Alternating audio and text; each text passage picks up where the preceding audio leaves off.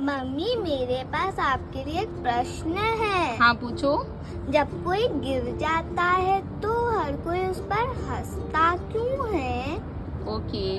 और उसकी मदद क्यों नहीं करने जाता है? ओके, और क्या प्रश्न है?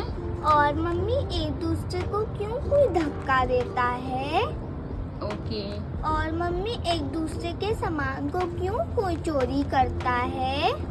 ओके। मम्मी, आप मेरे इन प्रश्नों का उत्तर दे सकती हैं? कहते हैं कि जब शिक्षा के साथ साथ मनुष्य को संस्कार नहीं दिए जाते तो वह मनुष्य का सर्वनाश कर देती है, नाश कर देती है, उसको पतन के मार्ग पर छोड़ देती है। सत्तर ब्राह्मण का कहना है कि मनुष्य के जीवन में 3 प्रकार के शिक्षक बहुत आवश्यक होते हैं। प्रथम माता, दूसरा पिता और तीसरा आचार्य। जब ये 3 शिक्षक होते हैं तो मनुष्य ज्ञानवान बनता है। वह कुल बहुत ही धन्य होता है और वह संतान बहुत भाग्यवान होती है जिनके हिस्से में धार्मिक विद्वान माता पिता आते हैं। माता अपनी संतान पर जितना उपकार करती है, जितना उपदेश देती है, उतना कोई भी नहीं कर सकता।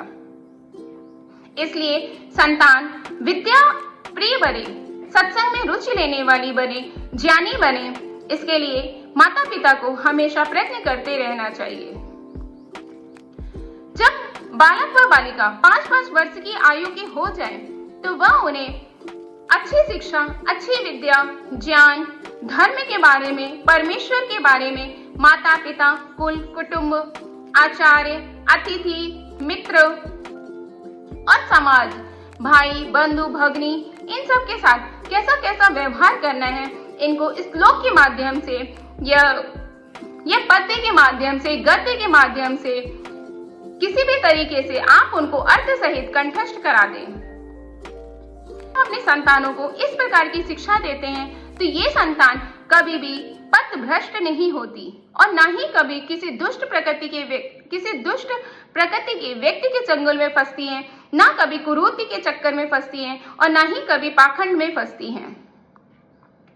इस प्रकार की संतान, जब हम शिक्षा के साथ साथ संस्कारों के साथ इन संतानों को तैयार करते हैं तो ये संतान समाज में एक अपना अच्छा प्रभाव छोड़ती हैं और इनका धार्मिक उद्धार होता है, इनका धार्मिक उन्नति होती है, ये समाज में अपनी एक इनकी अच्छा व्यक्तित्व तैयार होता है और ये संतान सदैव धर्म के कार्यों में ही लगी रहती हैं और धर्म के साथ साथ ये अर्थ में भी उन्नति करती हैं।